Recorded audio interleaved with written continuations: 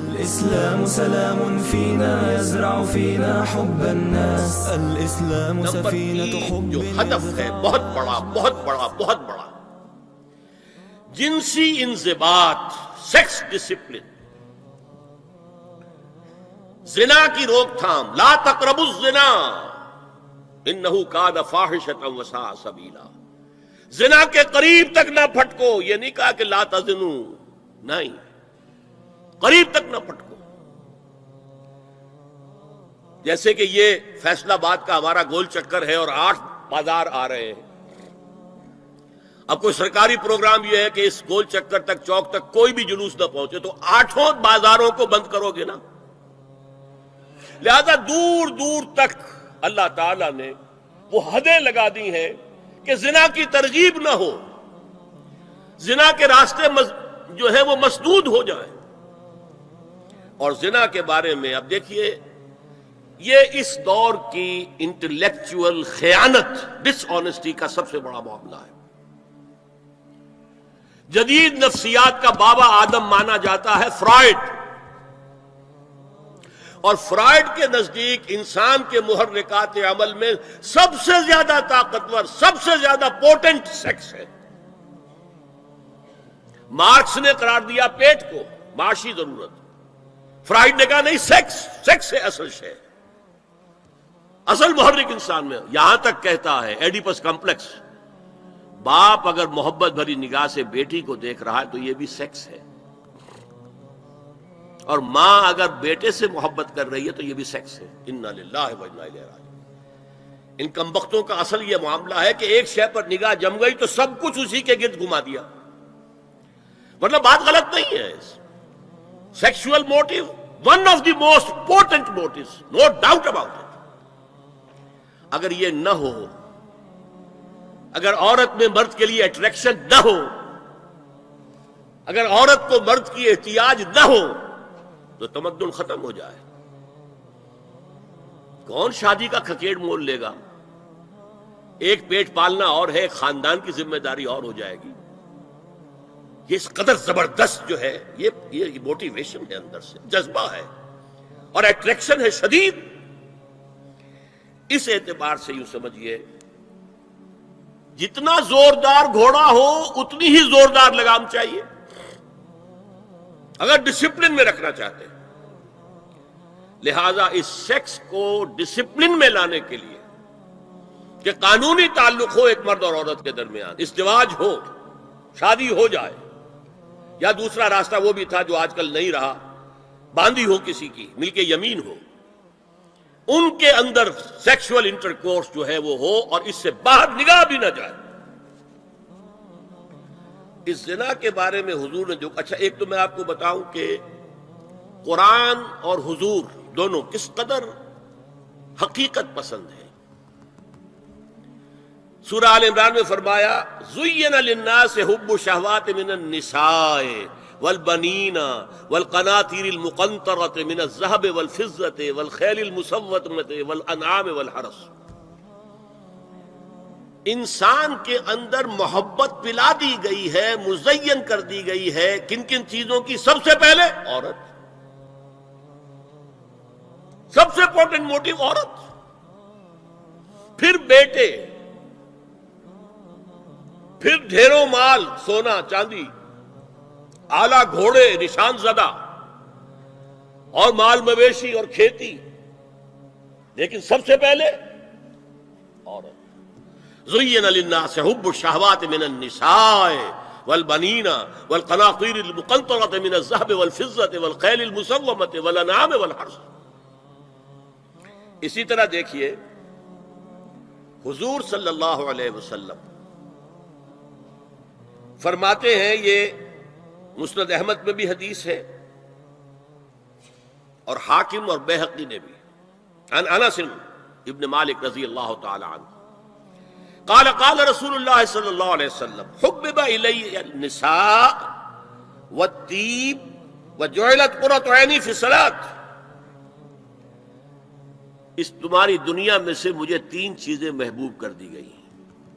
حبب الیہ، نمبر 1 نساء، کوئی جھجک کی ہے اپنے بیان کرنے میں؟ ہم شاید یہ جملہ کہتے ہوئے جھجکیں گے، اللہ کے رسول نہیں۔ حقیقت ہے، اس کا اعتراف کرو۔ بہت مضبوط موٹیو ہے، اس میں کوئی شک نہیں، کوئی شک نہیں، کوئی شک نہیں۔ حبب الی النساء والطیب، خوشبو، وجعلت قرۃ عینی فی الصلاۃ، اور میرے آنکھوں کی ٹھنڈک نماز میں ہے۔ اسی طرح خود قرآن میں سورہ احزاب میں جب حضور سے کہا گیا کہ اب بس جتنی شادیاں ہو چکی تھیں آپ نے کر لی ہیں، اب آئندہ نہ کیجیے، وہاں بھی صاف الفاظ آئے ہیں، اللہ کو بھی واللہ لا یستحیی من الحق، اللہ کو حق بات کہنے میں کوئی حیا یا کوئی جھجک نہیں ہے۔ وَلَوْ أَعْجَبَكَ حُسْنُهُنَّ، اے نبی چاہے عورتوں کا حسن جو ہے وہ آپ کو بھلا لگے، لیکن اب آئندہ شادی نہیں۔ یہ میں تائید کر رہا ہوں فرائڈ کی، اس گدھے نے جو آگے تک پہنچا دیا ہے معاملہ وہ ہے غلط۔ بنیادی بات صحیح ہے، قرآن مجید کے مطابق ہے کہ سیکس موٹیو بہت سخت ہے، بہت زوردار ہے۔ اب زنا جو ہے اس کے لیے حضور نے جو کچھ فرمایا وہ سن لیجئے۔ عن ابن عباس قال ما رأيت شيئا اشبه باللمم مما قال ابو ہریرہ عن النبی صلی اللہ علیہ وسلم، حضور کی حدیث ہے، ان اللہ كتب على ابن آدم حظه من الزنا ادرک ذلک لا محال، اللہ تعالیٰ نے ہر انسان کا زنا میں ایک حصہ لکھ دیا ہے جو اس کو پہنچ کر رہے گا۔ فزنا العین النظر، آنکھوں کا زنا ہے نامحرم عورت کو دیکھنا، یہ بھی زنا ہے۔ اگر زنا کو روکنا ہے تو یہاں پر بھی قدغن لگے گی۔ ایک جگہ آیا ہے حدیث میں النظر سہم، یہ تیر ہے، یہ نظر جو ہے نگاہوں کے تیر، یہ تو آپ شاعری کے اندر بھی اور گانوں کے اندر بھی نگاہوں کے تیر سنتے ہیں کہ نہیں سنتے؟ النظر سہم، یہ تیر ہے۔ وزن اللسان النطق یا منطق، زبان کا زنا ہے کسی عورت سے گفتگو کر کے چٹخارے لینا۔ عورت کی آواز میں بھی ایک لوچ ہے، حسن ہے، اللہ تعالیٰ نے اسے سراپا ایسا بنایا ہے کہ مرد کے لیے اس کی ہر شے کے اندر اٹریکشن ہے، اس کی آواز میں اٹریکشن ہے۔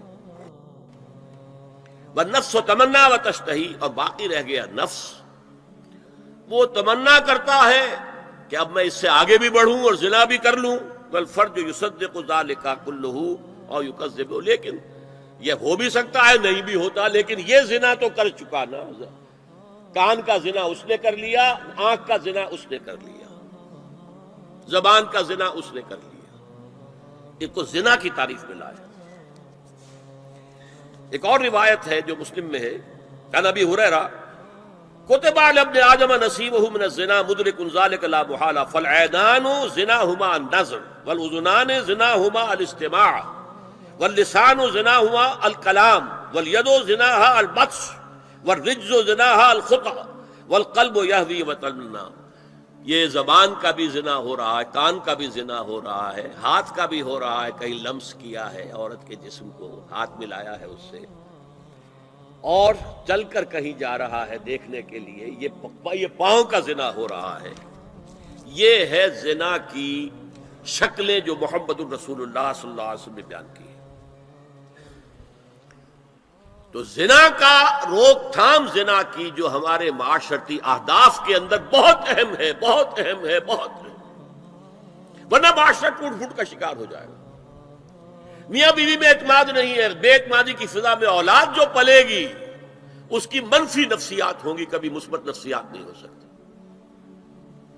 والدین میں محبت ہے، آپس میں اعتماد ہے، تو ایک دوسرے پر اعتماد ہے، ایک دوسرے کا لحاظ ہے، ایک دوسرے کی دلجوئی ہے، ایک دوسرے کی مدد ہے، یہ ساری چیزیں جو ہے وہ ایک فضا پیدا کرتی ہیں گھر کے اندر، وہ ایک نارمل، ایک صحت مند فضا جس میں کہ نئی نسل پروان چڑھے گی تو وہ ایک پازیٹیو اور مثبت نفسیات لے کر پیدا ہو۔ اچھا اور دیکھیے اس میں کیا کیا کچھ حضور کی طرف سے آئے ہیں۔ حضرت جابر ابن عبداللہ فرماتے ہیں من کان یؤمن باللہ والیوم الآخر فلا یخلون بامرأۃ لیس معها ذو محرم فإن ثالثهما الشیطان،